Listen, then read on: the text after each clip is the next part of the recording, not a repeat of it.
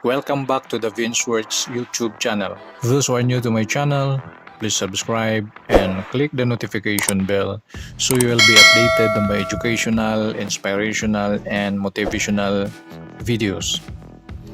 The most unforgettable memories I had when I was still a police major and was sent as a member of the Philippine National Police contingent to the United Nations African Union Hybrid Operations in Darfur in Sudan, or UNAMID, from 2009 to 2010, was joining the 17th Long Convoy of brand new UN Nissan patrol vehicles, which will be driving for at least 1 week from El Obeid, North Kordofan State, to El Fasher, the capital of North Darfur region of Sudan. We are more than 50 UN peacekeepers from different countries: Jordanian, Filipinos, Rwandan, Kenyan, Egyptian, Pakistani, Ethiopian, and many others from all over the UNAMID's 3 sectors, namely Sector South or Nyala, Sector West or El Jadina, where I was assigned, and Sector South or El Fasher. We are going to bring 50 brand new Nissan patrol vehicles for UNAMID use, and we will get those vehicles from the El Obeid logistics base of the United Nations mission in Sudan. UNMIS and UNAMID are 2 different missions within Sudan.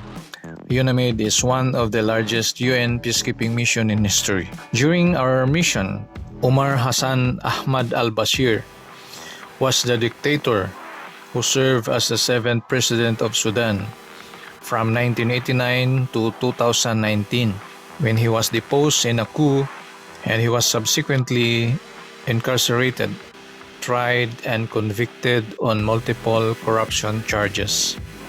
He came to power in 1989 when, as a brigadier general in the Sudanese army, he led a group of officers in a military coup that ousted the democratically elected government of Prime Minister Sadiq al-Mahdi after it began negotiations with rebels in the south. He was elected 3 times as president in elections that have been under scrutiny for electoral fraud.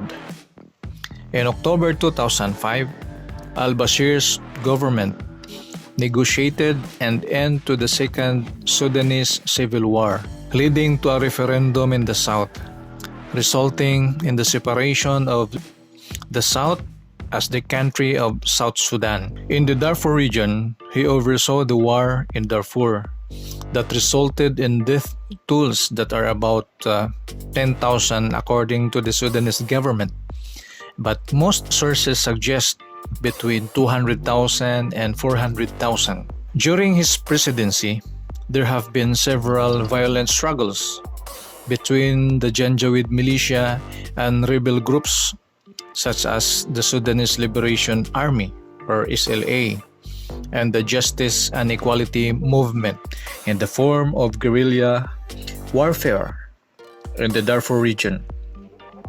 Since 1968, Sudanese politicians had attempted to create separate factions of Africans and Arabs in the western area of Darfur, a difficult task as the population were substantially intermarried and could not be distinguished by skin tone. This internal political instability was aggravated by cross-border conflicts with Chad and Libya and the 1984-85 Darfur famine. In 2003, the Justice and Equality Movement and the Sudanese Liberation Army, accusing the government of neglecting Darfur and oppressing non-Arabs in favor of Arabs, began an armed insurgency. The civil war displaced over 2.5 million people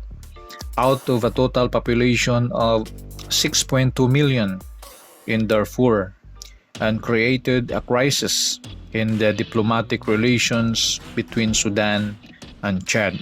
The rebels in Darfur lost the support from Libya after the death of Muammar Gaddafi and the collapse of his regime in 2011.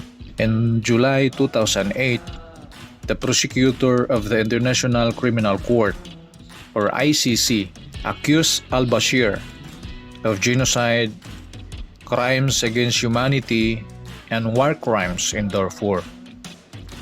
The court issued an arrest warrant for al-Bashir on March 4, 2009 on counts of war crimes and crimes against humanity, but ruled that there was insufficient evidence to prosecute him for genocide.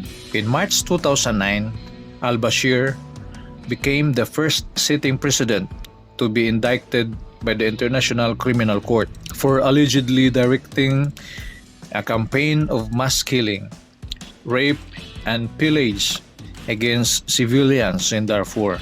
However, on July 12, 2010, the court issued a second warrant containing 3 separate counts of genocide.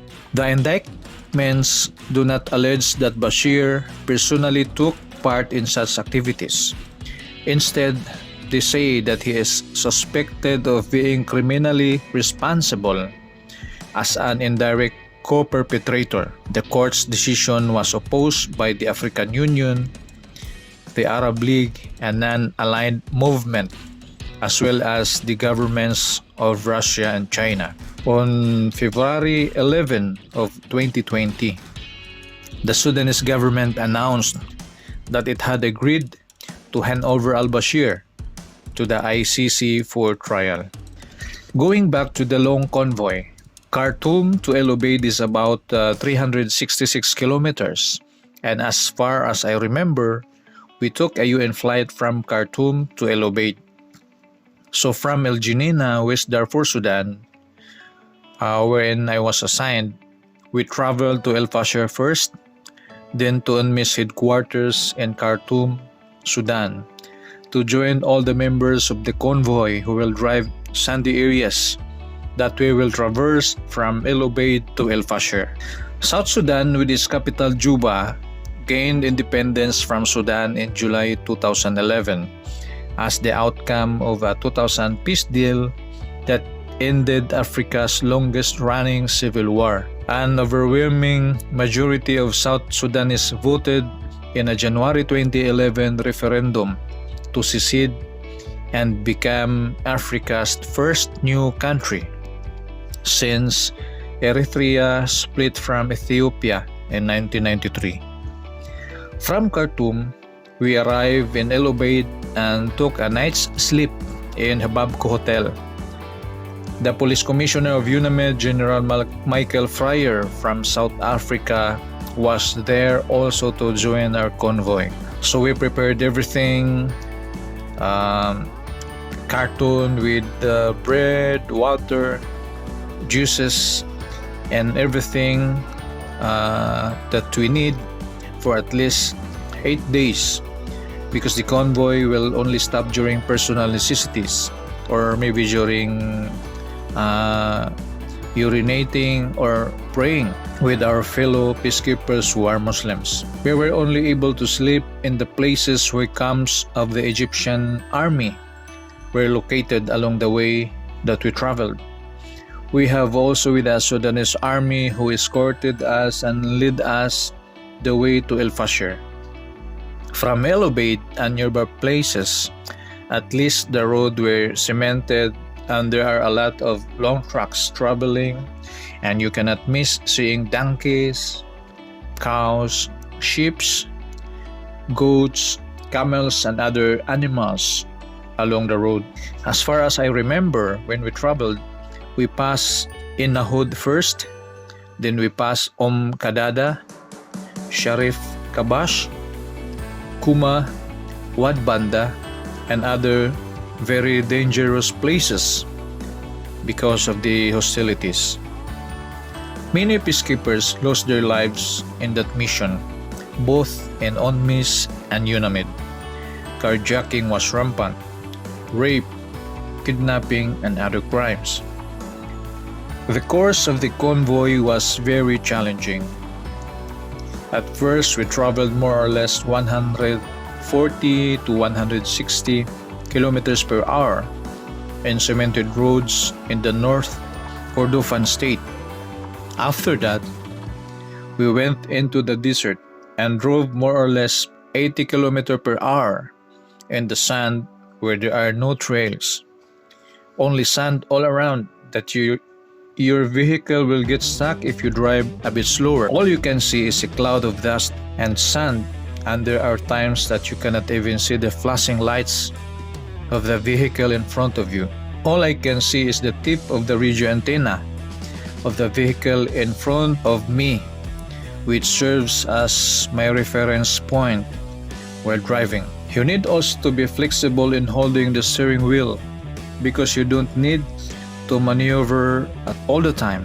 You will just loosen your hold a little bit, and so the tires will just follow the trail of the other cars ahead of you. Otherwise, the car will tend to make a sudden 90-degree turn. This caused a lot of accidents during our convoy, but thankfully, nothing worse than that. In previous convoys, there were more serious accidents caused by unseen hazards along the way. It was caused by the protruding cut tree roots, causing the vehicles to overturn and roll over. The wrecked vehicle had to be left behind, and I forgot to mention that you are driving alone. To help pass the time and for better communication, Filipinos keep a separate radio frequency to warn other Filipinos of incoming dangers, in Tagalog of course. The entire UN convoy uses an official radio frequency where instructions and warnings are communicated by Police Commissioner General Michael Fryer from South Africa. So it was indeed very challenging and exciting at the same time. That convoy was one of my unforgettable memories on that mission in the United Nations African Union Hybrid Operation in Darfur or UNAMID. I hope you enjoy watching and learn something from my experiences in that mission. Thank you so much, and those who are new to my channel, again, please subscribe and click the notification bell so you will be updated of my educational, motivational, and inspirational videos.